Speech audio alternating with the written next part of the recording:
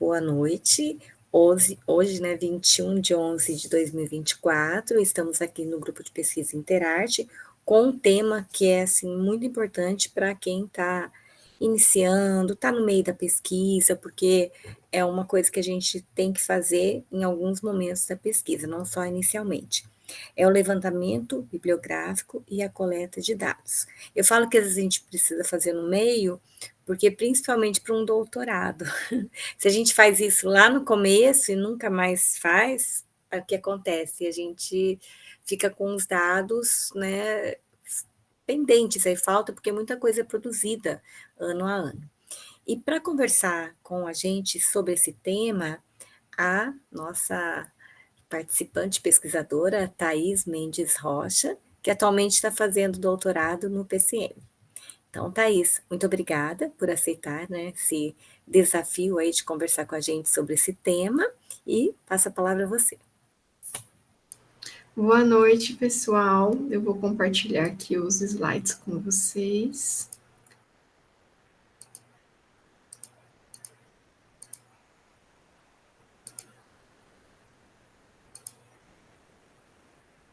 Estão vendo em tela cheia, certinho? Estamos sim. Perfeito. Então, hoje nós vamos começar a nossa reunião falando um pouquinho sobre o levantamento bibliográfico e a coleta de dados. Então, como a professora já se falou, eu sou a Thaís Mendes Rocha, eu sou licenciada em Ciências Biológicas e em Pedagogia, sou mestra em Educação para a Ciência e a Matemática aqui pelo PCM da UEM, onde atualmente eu também faço o curso de doutorado, e eu participo do grupo Interarte desde 2020, né? Eu atuo aí no comitê editorial da revista Vitruviu Cogitationes, do PCM, desde 2022. E nas nossas reuniões anteriores, nós comentamos um pouquinho, né, de como elaborar esse resumo para o projeto de pesquisa, o nosso artigo, tese, dissertação. Então, para fazer uma recapitulação, né, do que a gente viu, eu só acrescentei, né, depois do nosso encontro, o início aqui que eu modifiquei, porque eu achei interessante a gente colocar nessa primeira frase do resumo a nossa lacuna de pesquisa, né, durante a apresentação do nosso tema, da nossa área, para ficar explícito logo de cara a necessidade e a importância dessa pesquisa que nós estamos realizando, porque a gente tem esse costume de começar direto aqui no objetivo do trabalho, né? E aí a pessoa que vai ler, ou a banca mesmo, né, que vai avaliar esse trabalho, ou o avaliador de algum periódico ou evento, acaba ali perguntando, mas por que você fez essa pesquisa? Qual que é a necessidade, né, de realizar essa pesquisa? Então, a gente aqui também aumenta nossas chances de ter um trabalho aprovado em revista, evento, e também facilitar que os nossos leitores citem os nossos trabalhos, né, com essa versão do resumo mais completa. E aqui no final eu coloquei algumas sugestões também, né, de pesquisas futuras, caso alguém queira procurar alguma lacuna de pesquisa do nosso tema.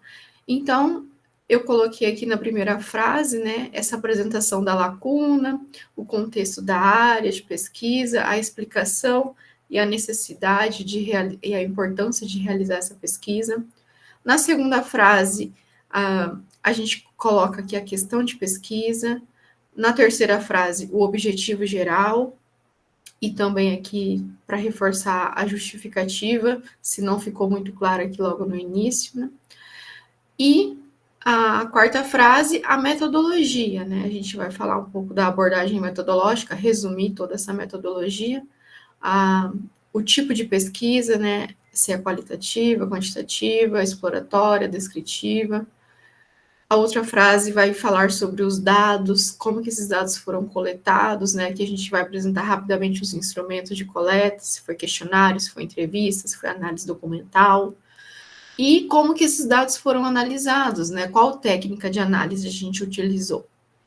E, por fim, aqui, os principais resultados e a conclusão geral do estudo. Então, qual que é a principal contribuição do nosso trabalho após a finalização dele, né? Diferente aqui do projeto de pesquisa, que é ainda uma pesquisa futura a ser realizada. E as sugestões de pesquisas futuras. O que você não abordou nesse seu trabalho? O que você acha que ainda pode ser feito sobre o seu tema?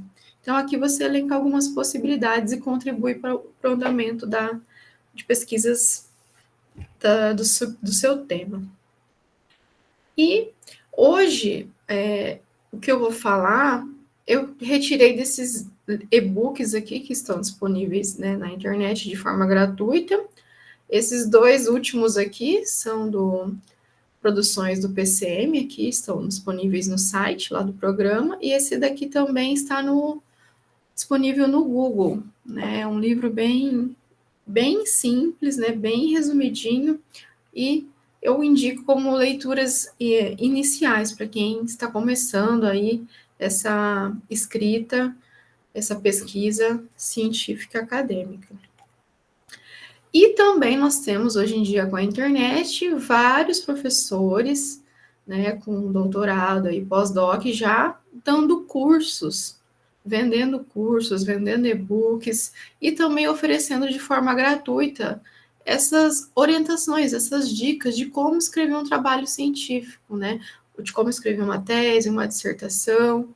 Então, aqui eu indico, né, esse Instagram, Pesquisa na Prática, da professora Fernanda, que eu acho, assim, que ela dá o passo a passo e a gente consegue montar ali os parágrafos, as estruturas dos capítulos da nossa tese. Então, aqui ela vai falar também sobre como montar ali a problematização, né, apresentar o tema, escrever 2 ou 3 parágrafos contando sobre o panorama atual desse tema de pesquisa, contar sobre a lacuna, a pergunta de pesquisa, o objetivo, a relevância do estudo, né, porque afinal é importante estudar isso que você pretende pesquisar, como escrever o referencial teórico, né, apresentar ali um marco teórico, como que o seu tema começou a ser estudado pelos professores, autores pioneiros.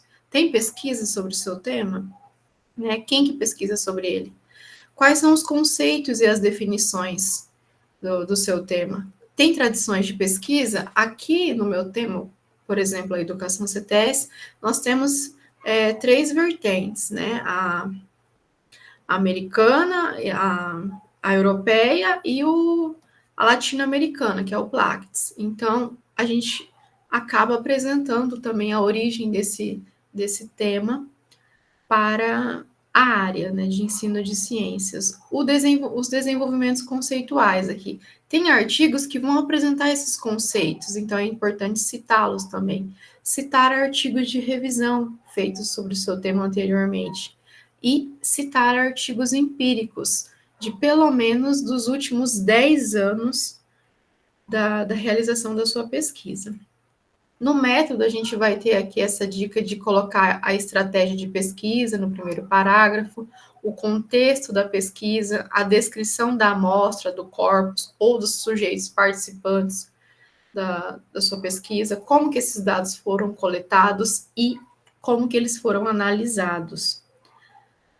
E aqui nas considerações finais, né, principalmente ali numa defesa de tese e dissertação, como que você vai contribuir ali para a área, né, nas considerações finais? O que você descobriu? Por que isso é importante? Quais dados ali estão coerentes com as análises que você apresentou?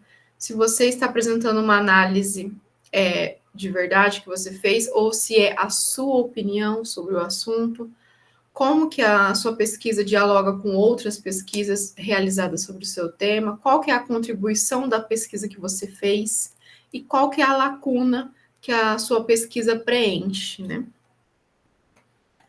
E agora a gente vai falar propriamente ali do levantamento bibliográfico, né? Esse processo de busca e seleção de informações já publicadas sobre o seu tema de pesquisa. Então, ele é importante para identificar lacunas, fundamentar a pesquisa e garantir que o seu tema não seja redundante. E que também você não pesquise algo que já foi publicado, porque aí acabaria com o ineditismo da sua pesquisa. Né?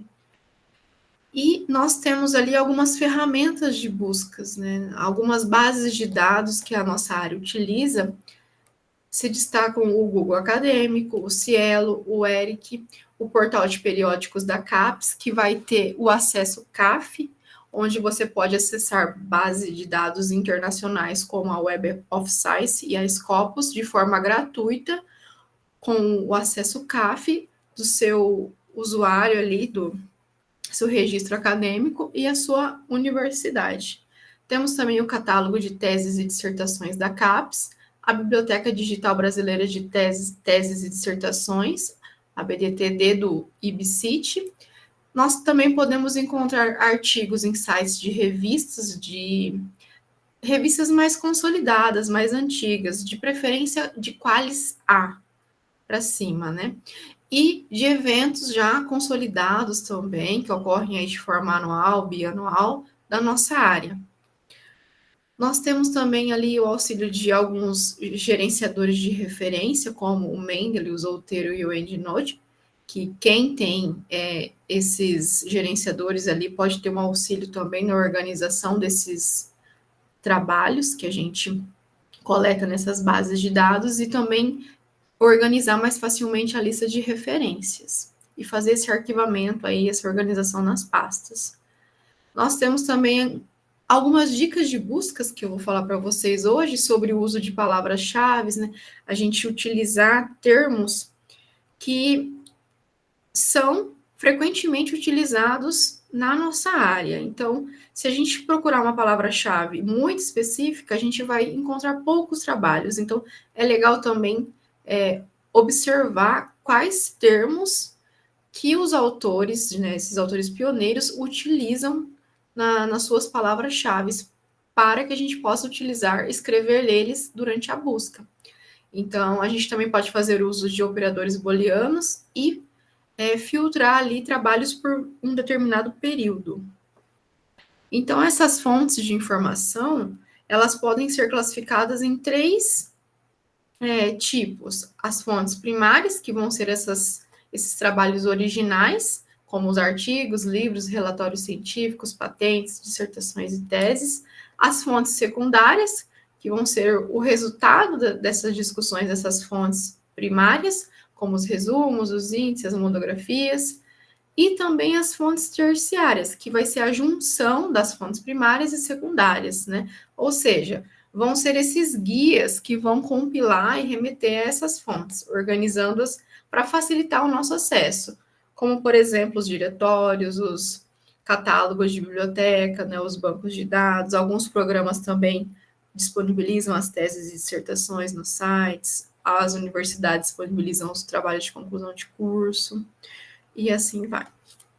Aqui eu coloquei para vocês um quadro de síntese da Vila Verde e colaboradores, daquele livrinho que eu mostrei a imagem para vocês, da capa verde, de 2021, onde ela vai dar exemplos das fontes primárias, das fontes secundárias e das fontes terciárias, né, caso a gente tenha alguma dúvida. Então, é importante que nós utilizamos, de preferência, né, durante a nossa pesquisa, todas essas fontes, né, que a gente utiliza artigos, livros, anais de eventos, teses e dissertações, que a gente saiba utilizar as bases de dados, né, as biografias, os dicionários, as revisões de literatura e também os repositórios ali, os catálogos, né, os portais periódicos, as bibliotecas disponíveis.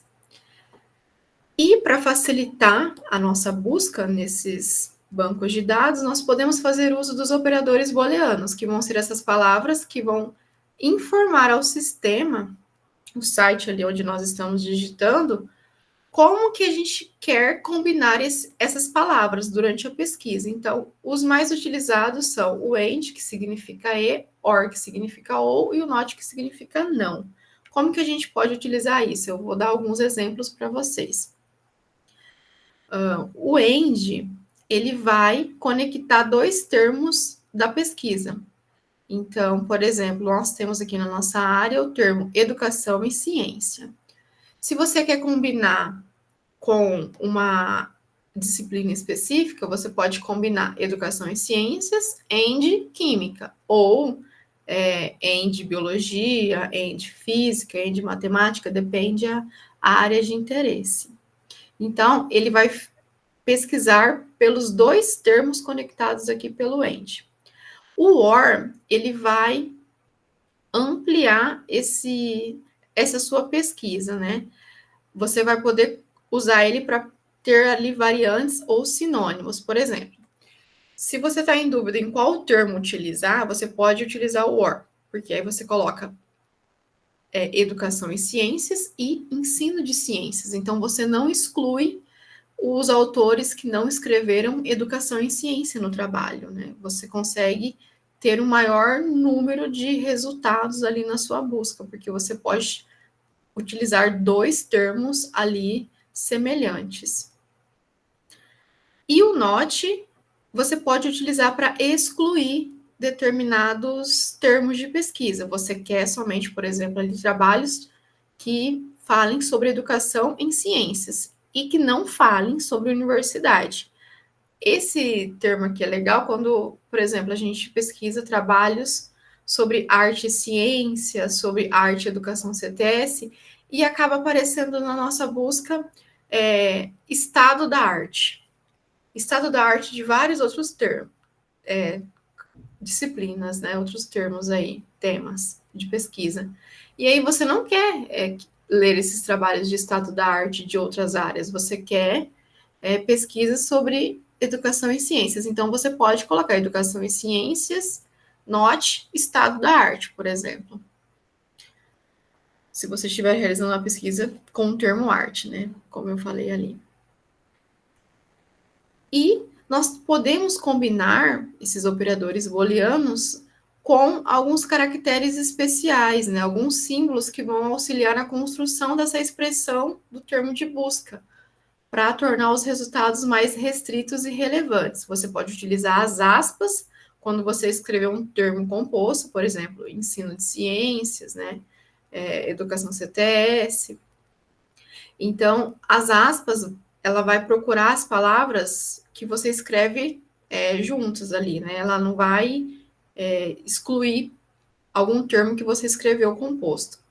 Você pode utilizar o ponto de interrogação no lugar de alguma letra se esse termo tem alguma variação na grafia, na escrita da palavra. Então, se determinados autores escrevem uma palavra diferente, de formas diferentes, você pode colocar uma interrogação em alguma letrinha ali daquela palavra, para você alcançar todas as formas que essa palavra foi escrita. Você pode utilizar o asterisco no final da palavra para recuperar variações de sufixos, né? Se você quer encontrar palavras que têm aquele início e o final diferente, você usa o asterisco para recuperar todas essas palavras que começam com esse sufixo e que têm finais diferentes. O parênteses, ele vai agrupar esses termos, esses operadores booleanos e esses caracteres especiais. Então, você pode utilizar os parênteses para separar todas essas ferramentas de buscas que nós utilizamos. Eu vou passar um exemplo aqui para vocês. As aspas, para buscar esses termos compostos, educação e ciências. O asterisco aqui, nessa truncagem, para indicar variações do prefixo ou do radical do início aqui da palavra. Então, você pode encontrar aqui com o eduque, que o asterisco, termos como educação, educar, educativo e etc. Você não se limita, não fica restrita apenas a um termo, né? Por exemplo, educação. E o parênteses, você consegue fazer essa combinação. Você consegue utilizar o operador booleano AND e as aspas, né? E aqui dentro você pode fazer alguma outra diferenciação. Então, fica assim, ó, por exemplo, eu quero pesquisar sobre sustentabilidade e educação em ciências.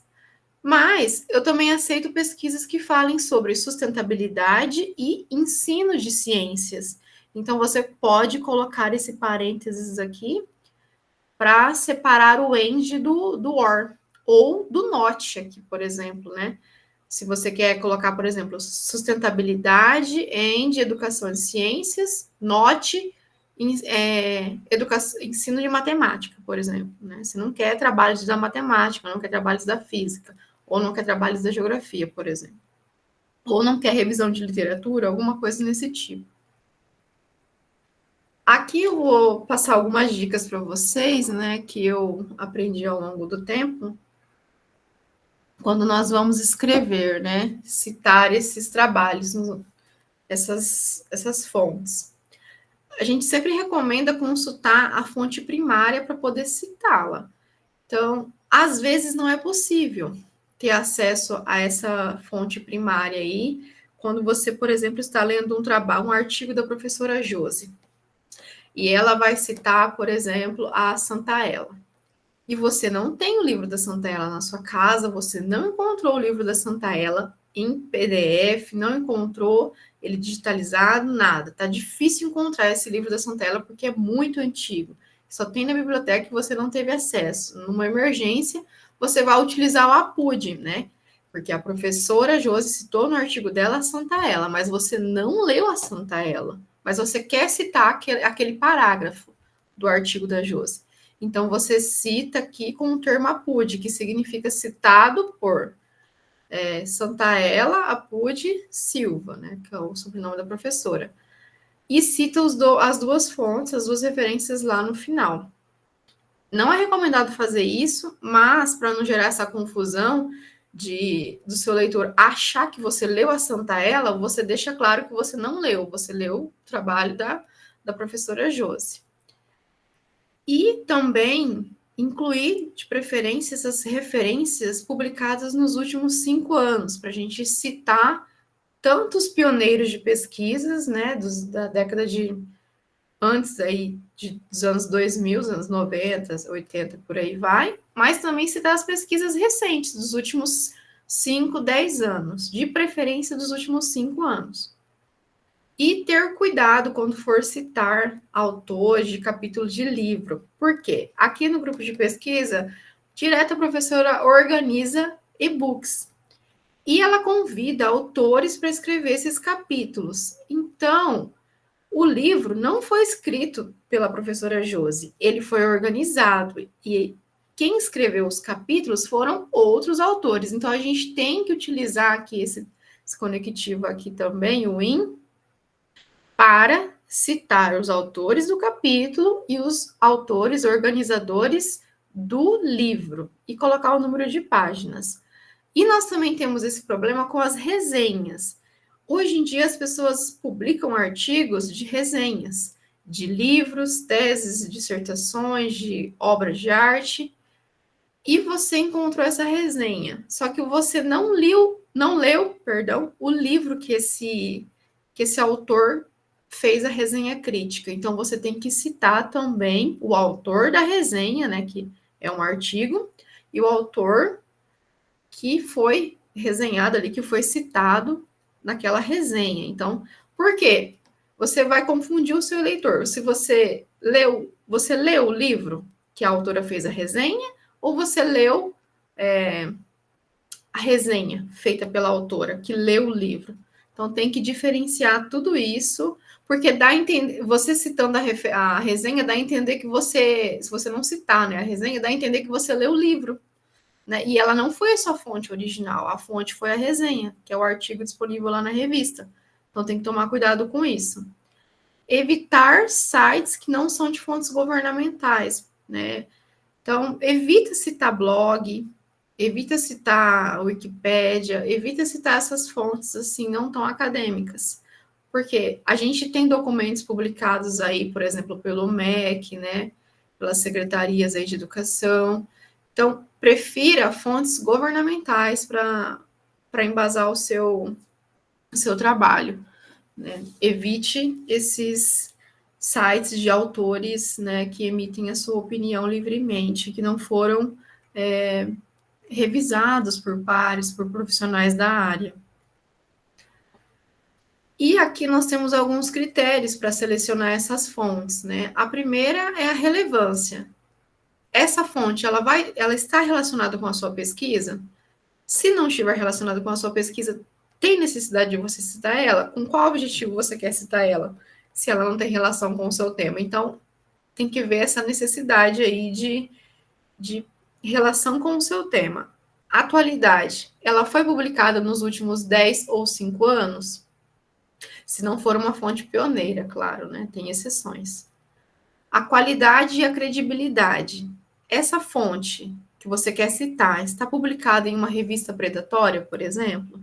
Tem que tomar cuidado. Hoje em dia a gente tem essas revistas, né, que não passam aí por esse processo rigoroso de revisão por pares e que acaba ali publicando algumas informações ali meio duvidosas. Então, para que você vai citar um trabalho duvidoso aí no seu trabalho? Vai perder a credibilidade da sua pesquisa, né? Então, tomar cuidado com isso também, ver qual revista que está publicando o artigo que você quer citar, né? Qual editora ali de livro também, que hoje em dia o pessoal está ali num ciclo de vender publicações, né? E que nem sempre são de qualidade. Então, a gente olha também se esse trabalho tem citações, né, dos pesquisadores da nossa área lá no Google Acadêmico ou no próprio site da revista, se estiver disponível. A abrangência do tema, né? Se essa fonte discute de maneira completa, se explora diferentes perspectivas, conceitos, detalhes, né? Cita os outros trabalhos também ali. E, de forma geral, aqui está relacionado com a relevância do seu trabalho. Então, a gente tem que tomar alguns cuidados também, não sair citando qualquer artigo no nosso trabalho. Na coleta de dados, a gente pode obter essas informações diretamente, né, da realidade, da fonte, ou por meio de experimentos. Ela é importante porque essa coleta de dados vai garantir que os dados que você quer analisar ali sejam apropriados para responder às suas questões de pesquisa. Então, a coleta de dados tem que ser bem planejada para você conseguir concluir a sua pesquisa, porque senão, depois que você coletar os dados, você ainda não vai conseguir responder ali os objetivos ao seu problema de pesquisa inicial. Então, a gente tem que selecionar ali, de acordo com a nossa metodologia, o instrumento ali para realizar essa coleta de dados, seja por meio de observação, questionário, entrevista, grupo focal, diário de campo, gravação de áudio, vídeo, mapas mentais, mapas conceituais, imagem sem movimento, imagem com movimento, documentos. E fazer o planejamento dessa coleta de dados. A gente tem que definir ali os objetivos e as questões de pesquisa do nosso projeto. Então, de acordo com esse objetivo e essas questões de pesquisa, a gente vai conseguir ali na metodologia escolher a nossa amostragem, né? Os sujeitos da pesquisa, se a gente vai coletar dados com pessoas, com alunos, com professores, né? Ou outras fontes. Se a gente vai também ali escolher determinada ferramenta, como um questionário, uma gravação, um diário de campo, né, uma entrevista, analisar uma obra, uma imagem. Então, a gente tem que deixar claro na nossa metodologia esses pontos.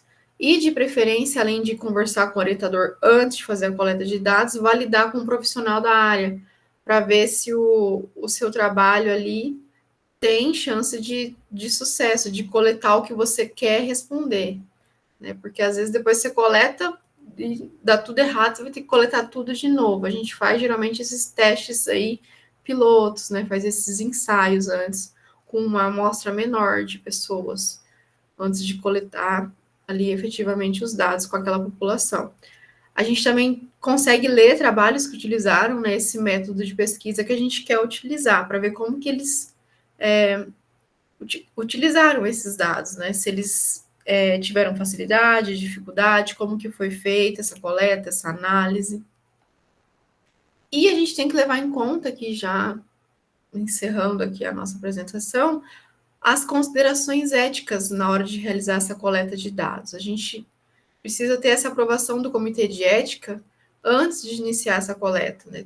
Porque se a pesquisa que a gente quer realizar envolve seres humanos ou animais, ela tem que ser submetida ao comitê de ética, que é o CEP. E esse comitê, ele vai avaliar se a metodologia da nossa pesquisa está respeitando os direitos e o bem-estar dos participantes. Então, a nossa pesquisa ela só vai poder começar após a aprovação oficial do comitê de ética da universidade. Então, a gente também tem que ter essa autorização da instituição de realização da pesquisa.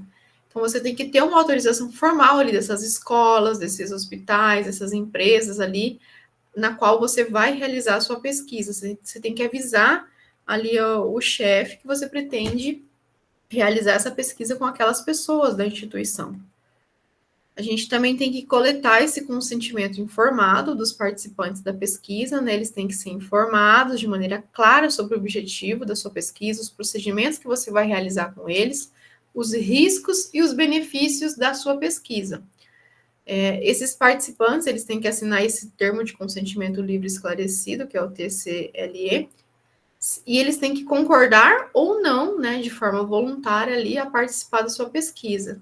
E também esse termo deve permitir a retirada ali do estudo da pessoa, do participante, a qualquer momento, sem prejuízos para o participante da pesquisa. E ter esse cuidado aí também durante a coleta de dados com a privacidade e a confidencialidade desses participantes, né?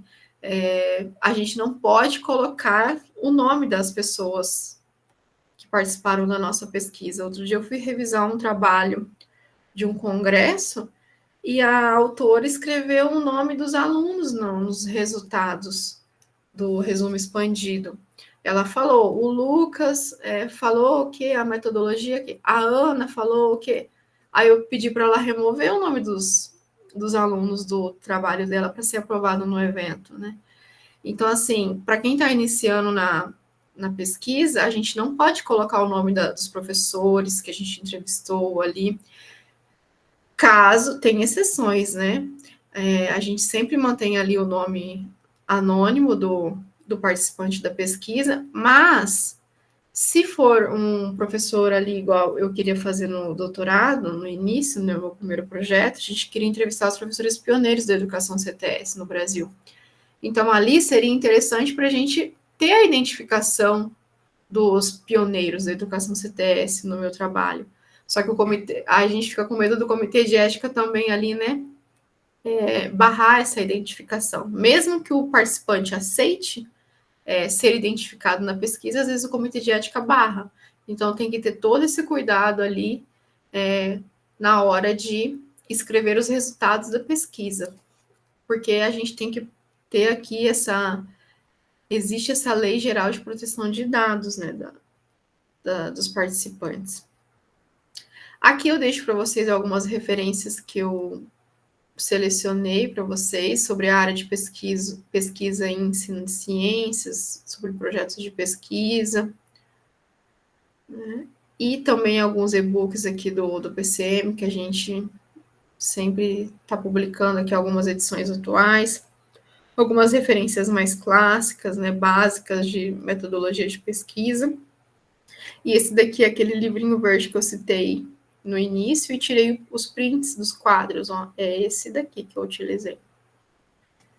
Caso vocês tenham alguma dúvida, queiram alguma informação, entrem em contato aqui que eu mando os slides ou forneço algum material específico no Instagram, no e-mail. E seria isso. Obrigada a todos.